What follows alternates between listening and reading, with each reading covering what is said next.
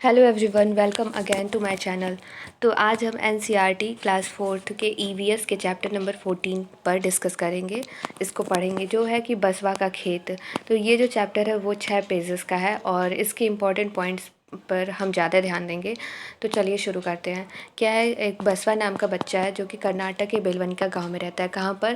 कर्नाटक के बेलवनिका गांव में। जो कहता है कि मैं हूँ बसवा, मैं कर्नाटक के बेलवनिका गांव में रहता हूँ, मेरे अप्पा किसान हैं।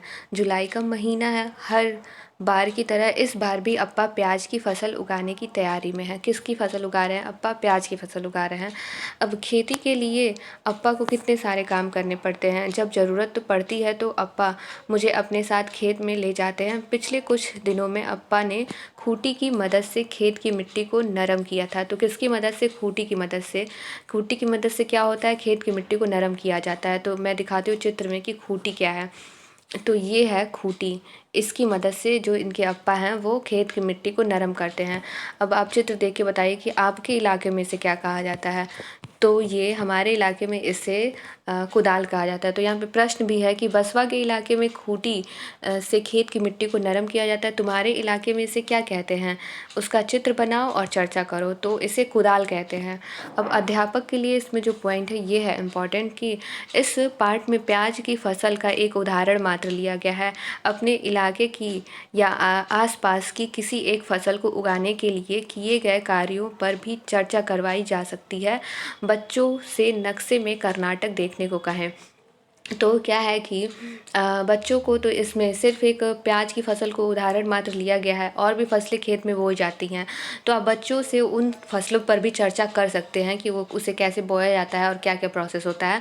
और जैसे कि हर एक चैप्टर में हमने पढ़ा है कि जिस भी राज्य की चर्चा की गई है उसको बच्चों को नक्शे में दिखाने का जिक्र किया गया है। तो यहाँ पर भी कर्नाटक राज्य को आप बच्चों को नक्शे में दिखा सकते हैं। उसके बाद क्या है कि किसी किसान या अपने बड़ों से पूछो कि उनके इलाके में खेतों में क्या क्या उगाया जाता है। तो प्याज के अलावा और भी चीज़ें आप अपने बड़ों से या किसी किसान से पूछ सकते हैं। बच्चों को आप बोल सकते हैं कि वो पूछें तो और भी चीज़ें क्या क्या उगाई जाती हैं या उगाई जा सकती हैं खेत में। उसके बाद क्या है कि खेती का हुनर। अप्पा इस बार भी खेत में प्याज की के बीज बोएंगे। बैल कुरीगे कुरीगे को खींचते जाएंगे और अप्पा पीछे पीछे बीज डालते जाएंगे। अप्पा को इस तरह कुरीगे से बीज डालते देख मेरा भी ऐसा करने का मन करता है, पर शायद मैं इसके लिए अभी छोटा हूँ। बसपा का मन करता है कि वो भी ये कार्य करे। अप्पा मुझे बीज नहीं डालने देते, कहीं मेरे हाथों से ज़्यादा बीज न गिर जाए। थोड़े थोड़े बीज गिराना बहुत मुश्किल है, पता नहीं मैं कब कर पाऊँगा। तो ये बसवा के विचार हैं कि वो कब कर पाएगा, उसको मन करता है ऐसा करने का। तो कुरीगे, हम देखते हैं कि कुरीगे क्या है। कि बैल जो है ये रही कुरीगे जिसको खींचती है, और यहाँ पर ऊपर जो ये बसवा के अप्पा हैं वो बीज इसमें डालते जाते हैं। और ये जब ये बीज डालते जाते हैं तो कुरीगे जो है उसको जब बैल खींचते जाती है तो यहाँ पे सीधी एक लाइन में एक गड्ढा बनते जाता है, और उसके बाद इसमें जो बीज ये डालते जाते हैं थोड़े थोड़े बीज, और ये जो बीज है उसको फिर मिट्टी से ढक दिया जाता है और फिर यहाँ पे फसल उगाती है।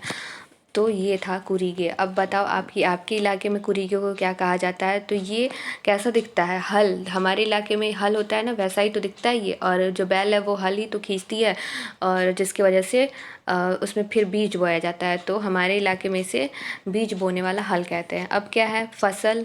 प्याज की फसल।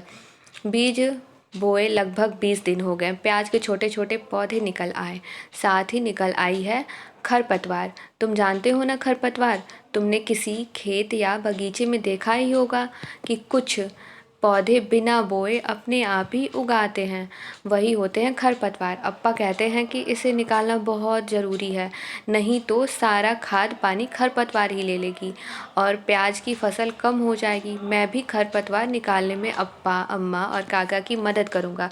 तो खरपतवार क्या होता है? खरपतवार वे पौधे होते हैं जो बिना बोए निकल आते हैं। जैसे अगर ये पौधा है जिसको हमने बोया है तो उसके आसपास छोटे छोटे जो खरपतवार होते हैं वो निकल आते हैं। अब ये जो खरपतवार हैं ये जो बहुत सारे खरपतवार निकल आते हैं और जो भी न्यूट्रिशन खाद पानी दिया जाता है पौधों के लिए वो खरपतवार ही खा जाते हैं, वही ले लेते हैं और ये पूरा प्रॉपर न्यूट्रिशन पौधों तक नहीं पहुंच पाता है, जिसकी वजह से फसल कम उगेगी। तो इसलिए इन खरपतवारों को निकालना बहुत ज़रूरी है। अब प्याज के खेत में बसवा गया है। हर रोज़ पौधों को बढ़ता देख मुझे बहुत खुशी होती है। अब तो ये पौधे बहुत खूब बड़े हो गए हैं। मेरे घुटनों तक ऊंचे ऊंचे पत्ते भी पीले होकर सूख गए हैं। अब प्याज निकालने के लिए बिल्कुल तैयार हैं। क्या है कि जिस फसल को आपने खेत में लगे देखा है उसका चित्र बनाओ। जिस भी फसल को आपने खेत में लगे हुए देखा है उसका आप चित्र बना सकते हैं। जानते हो क्यों? अब प्याज के तैयार पौधों को निकालना है। प्याज की फसल में यह काम सबसे अधिक ज़रूरी है। फसल को निकालना सबसे अधिक ज़रूरी है। इस सारे प्रोसेस में अप्पा, अम्मा, काका, छोटी माँ और मैं सभी जुटकर यह काम करेंगे। समय से प्याज नहीं निकालेंगे तो सारे प्याज ज़मीन के नीचे ही सड़ जाएंगे। फिर तो सारी मेहनत बेकार हो जाएगी। बसवा स्कूल के बाद और छुट्टियों में अपने माता पिता के साथ खेत में मदद करता है। क्या तुम भी बसवा की तरह किसी काम में अपने घर के बड़ों की मदद करते हो? किस काम में करते हो? तो बच्चों से हम ये प्रश्न पूछेंगे।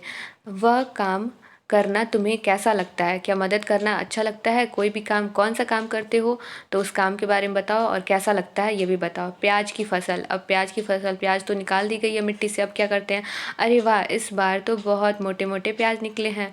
घर में सभी बहुत खुश हैं। अम्मा और छोटी माँ ने इलीगे इलीगे देखो ये रहा है इंस्ट्रूमेंट, इलीगे इलीगे इलीगे के मदद से प्याज के पौधे प्याज को पौधे से अलग कर लिया है और हाथों को इलीगे पर ध्यान से चलाना होता है, नहीं तो हाथ कटने का डर रहता है। अप्पा और काका ने मिलकर प्याज को बड़ी बड़ी बोरियों में भर कर बांध दिया है। अब अप्पा इन्हें मंडी में बेचने के लिए ट्रक में लेकर जाएंगे। अप्पा क्या करेंगे? इन्हें बड़ी बड़ी बोरियों में भर के और उसे बांध करके और ट्रक में लेकर के जाएंगे। प्रश्नों के उत्तर कॉपी में लिखो। तो यहाँ पर कुछ प्रश्न हैं जो बच्चों को कॉपी में लिखने हैं। तो ये बच्चों को जो भी पाठ आपने पढ़ाया है उसके आधार पर आप प्रश्न के उत्तर बच्चों को लिखवा सकते हैं, या बच्चों से ही आप कह सकते हैं कि वो रफली लिख के लाएं और उसके बाद आप देखें कि क्या उत्तर है वो इसके ऊपर बना सकते हैं। अब क्या है कि पता करो और लिखो। यहाँ कुछ ऐसे औजार के चित्र बने हैं जिनके नाम इस पाठ में आए हैं। इनके नाम लिखो। यह भी लिखो कि तुम्हारे इलाके में इन्हें क्या कहते हैं। ये औजार किस काम आते हैं? तो ये है पहला। ये आया था कहाँ पर? जब बैल इसे खींच रही थी तो इसे क्या कहा गया था? कुरीगे। कुरीगे। पाठ में इसे क्या कहा गया है? कुरीगे। एक मिनट। तो यहाँ पर पाठ में इसे कुरीगे कहा गया है, कुरीगे।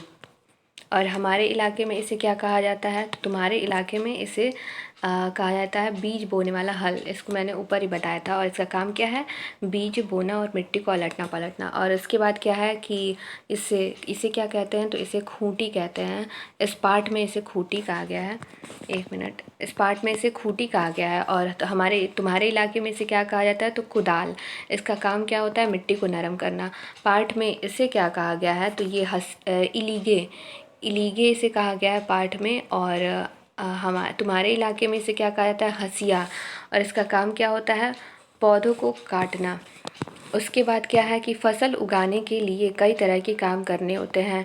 इन चित्रों को देखो और उनका सही क्रम लिखो। तो इनका सही क्रम लिखना है बच्चों को। तो बच्चों को अभी तक हमने जो भी बताया उसके आधार पर इसका सही क्रम। तो पहले क्या था? पहले बसवा ये वाला काम कर रहा था, यानी कि मिट्टी को नरम कर रहे थे बसवा के पिता। तो ये मिट्टी को नरम करने का काम किए। उसके बाद उन्होंने क्या किया कि इसको बोया, बीज को बोया। उसके बाद उन्होंने क्या किया?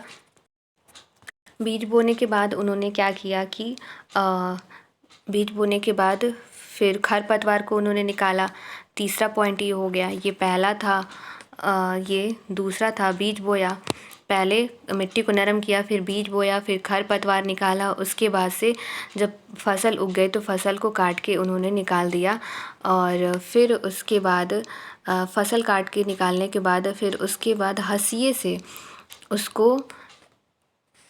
से यहाँ पे आई थिंक ये 4th पॉइंट है। फसल काट के निकालने के बाद हंसिए से उसके पौधों को काट दिया गया, उसके पौधे काट दिया गया, जो ऊपर का पार्ट होता है उसको काट दिया गया और लास्ट में इसे बोरे में कस लिया गया। तो ऐसा कुछ इसका क्रम है। तो बस यही था इस चैप्टर में। कुछ इंस्ट्रूमेंट थे जो कि बसवा के इलाके में यानी कर्नाटक में उसके कुछ और नाम हैं, और तुम्हारे इलाके में या फिर जिस भी इलाके में बच्चा रहता हो उसके इलाके में क्या नाम है उस पर चर्चा करनी है। और अध्यापकों के लिए कुछ था कि वो जैसे कि चर्चा करवाएं कि बच्चे अपने इलाके में पता करें कि कौन कौन से फसल उनके इलाके में बोए जाते हैं, किसानों से बात करें और जानें कि ये प्रोसेस क्या होता है। और फिर कर्नाटक को नक्शे में दिखाने की बात कही गई थी। और कर्नाटक का जो गांव था वो कौन सा गांव था, बेलवानी का गांव। तो बस इतना ही था इस चैप्टर में जो इम्पोर्टेंट था।